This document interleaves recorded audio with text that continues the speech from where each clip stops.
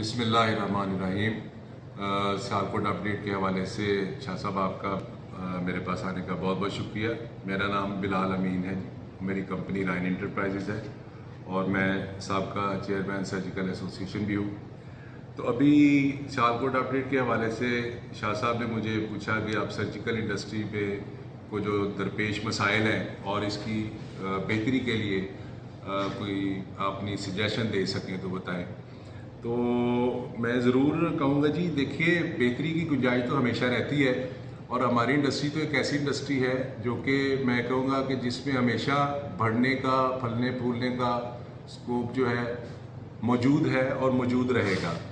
लेकिन बहुत सारी चीज़ें ऐसी हैं जो कि हमें करनी पड़ेंगी और उसके साथ ये जो है ना मौक़े हमें मुयस्सर करने पड़ेंगे नए आने वाले लोगों को। सबसे पहले ये है कि अगर देखा जाए, तारीख को देखा जाए तो इस इंडस्ट्री के आगे बढ़ने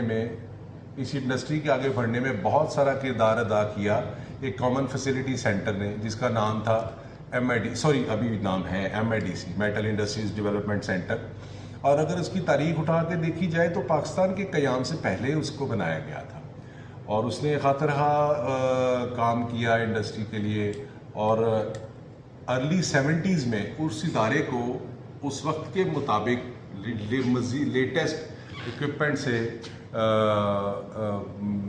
जो है ना लेटेस्ट इक्विपमेंट्स इंस्टॉल की गई वहाँ पे।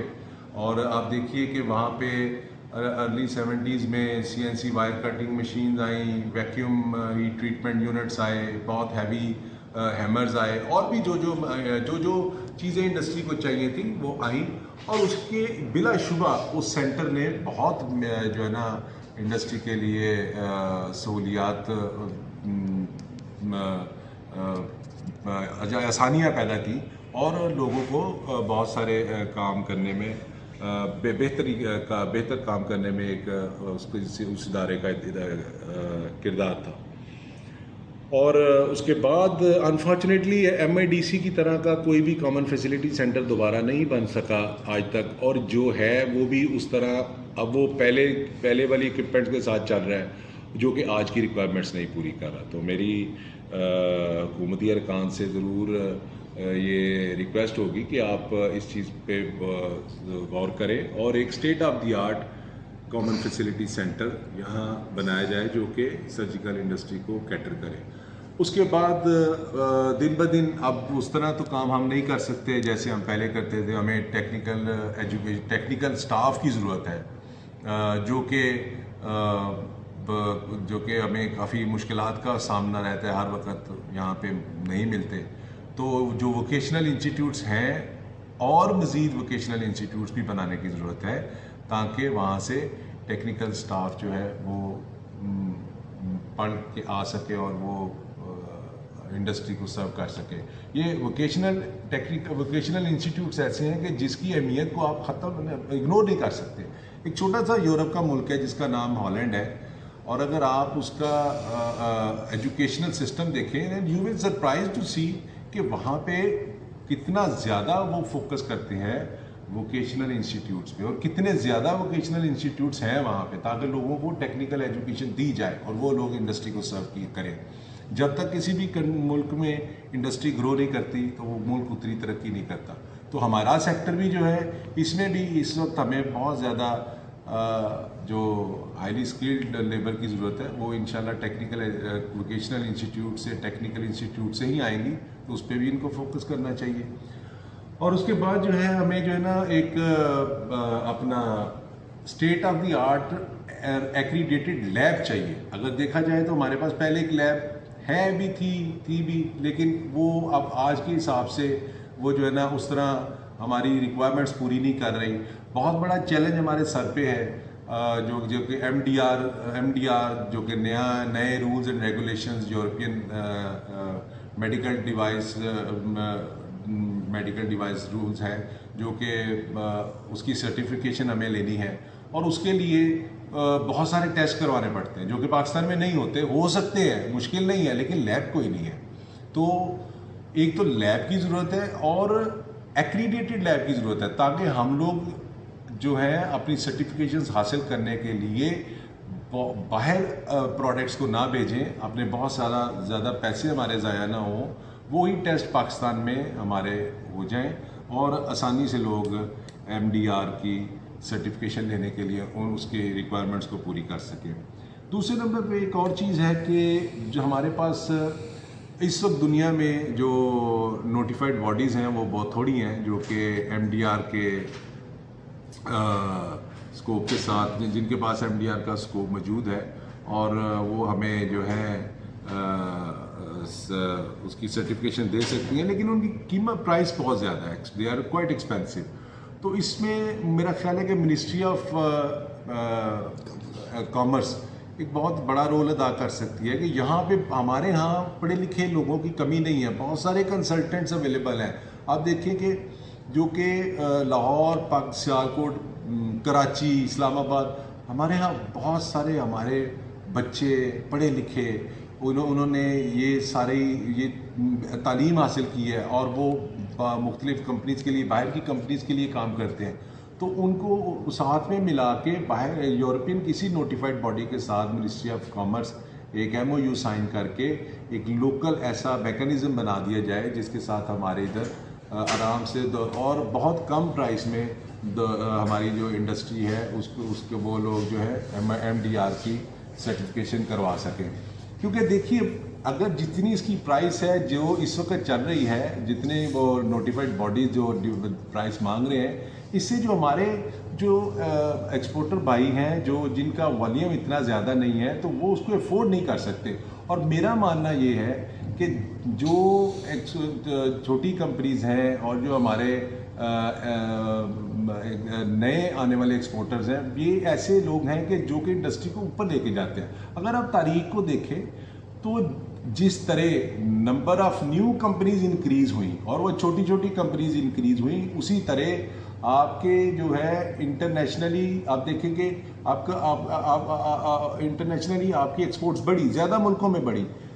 मेरा मानना ये है कि हर नया आने वाला बंदा एक नए आइडिया के साथ आता है, नई सोच के साथ आता है, तो उसके लिए कभी दरवाजे बंद नहीं होने चाहिए, उनके लिए दरवाजे खुले होने चाहिए। और ये अगर ये प्रॉब्लम ये सर्टिफिकेशन की प्रॉब्लम अगर दिन ब दिन मजीद स्फीयर जो कि होगी भी और इसमें फाइनेंशियल इम्पैक्ट बहुत ज़्यादा आएगा, तो अगर उसके ऊपर नज़रसानी ना की गई तो नए लोग कैसे आएंगे, वो कैसे छोटी कंपनीज जो है वो खुद को कैसे सर्वाइव करेगी। और ये उनके लिए बहुत बड़ा मसला है। और ये भूलना हमें नहीं चाहिए कि हर जो कंपनी है, जो भी छोटी कंपनी है, वो एक रीढ़ की हड्डी की मानंद है किसी भी एक पूरे सर्जिकल सेक्टर के लिए। छोटी छोटी हमारे जो है वो कंपनीज मिल के एक पूरे सेक्टर को उन्होंने खड़ा किया हुआ है, तो हमें उनको भी देखना चाहिए। तो मैं दोबारा वही रिक्वेस्ट करूंगा मिनिस्ट्री ऑफ कॉमर्स से कि इस पे प्लीज़ ज़रूर सोचें, गौर करिए और हमें किसी नोटिफाइड बॉडी के साथ उसके साथ MOU करके साइन करके उनके साथ ये शुरू कीजिए। दूसरे नंबर पे एक बहुत बड़ा इशू है। देखिए कैसी अजीब बात है, मैं भी कुछ दिन पहले देख रहा था कि रशिया और यूक्रेन की जो वार है उसमें जो वहाँ पे पाकिस्तानी थे यूक्रेन में, उनको पहले वहाँ से निकाला गया सेफली, पोलैंड और इस तरह कंट्रीज़ में मूव किया गया। और उसके बाद कहीं किसी भी मुल्क में प्रॉब्लम आती है तो हमारा जो नेशनल कैरियर है PIA, उसको भेजा जाता है कि अपने बंदों को लेके आए, सेफली पाकिस्तान में लेके आए, तो उन लोगों की जान को बचाया जाए। बहुत अच्छी बात है। देखिए, इंडस्ट्री को बचाना भी गवर्नमेंट का ही है। मैं कहूँगा कि इसमें आता है कि गवर्नमेंट को ही ख्याल रखना चाहिए। अभी हमारे पास देखिए अपना इस जो बहुत सारे हमारे लोग हैं उनकी शिपमेंट्स बहुत बड़ी नहीं होती, 100, 150, 200, 250, 300 किलो, 500 kg तक है। अब ये कोविड के स्टार्ट होने के बाद एकदम से जो फ्रेट प्राइसेस शूट की 600-700% इंक्रीज कर गई। उसकी वजह से मुश्किल हो गया लोगों के लिए कि जो है ना वो बाय एयर कार्गो भेजना। और क्या इस मुश्किल हालात में गवर्नमेंट इंडस्ट्री को सपोर्ट करने के लिए ऐसा नहीं कर सकती कि नेशनल कैरियर जो कि हमारा PIA है, जहाँ जहाँ जाता है वहाँ पे जो पहले रेट्स हुआ करते थे उन रेट्स पे कार्गो को पहुँचा दे, ताकि हम लोगों पे ये जो इम्पैक्ट, क्योंकि इस वक्त बहुत सारे प्रेशर्स हैं हमारे ऊपर, बिजली की प्राइसेस बढ़ गई, रॉ मटेरियल्स की प्राइसेस बढ़ गई, उसके बाद फ्यूल की प्राइसेस बढ़ गई, एनर्जी हर चीज़ की तरह की महंगी होगी। तो हर चीज़ मैं किधर ये बहुत लंबी बहस हो जाएगी।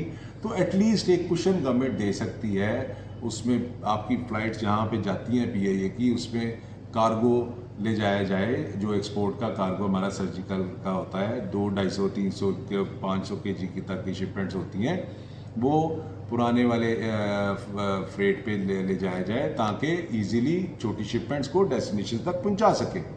और उसके बाद अभी देखिए हम लोग शिपमेंट्स बड़ी करके कार्गो को, यहाँ छोटी शिपमेंट्स भी हैं, अब हमारे पास अल्टरनेट रूट क्या बचा, बाय सी फ्रेट पे भिजवा देते हैं। जब हम बाय सी भेजते हैं, सियालकोट से कराची जाता है, अब अगेन एक और चीज़ एक चैलेंज बन गया है, फ्यूल प्राइसेस बढ़ गई, सब कुछ हो गया। सियालकोट से लेके कराची पोर्ट तक जो ट्रकिंग होती है, वो जो चार्जेस हैं वो इतने ज़्यादा इंक्रीज़ कर गए, इसमें किसी का कसूर नहीं है। हम लोग ट्रांसपोर्टर्स को क्या कहें, फ्यूल प्राइसेस बढ़ गई, तो वो प्राइसेस जो इंक्रीज हुई हैं उसका भी बहुत सारा इम्पैक्ट हमारे ऊपर आता है। और जो हम लोग इंपोर्ट करते हैं रॉ मटेरियल, वो कराची से जब सियालकोट आता है तो उसकी भी कराची टू सियालकोट भी बहुत ज़्यादा चार्जेस हमें पे करना पड़ते हैं।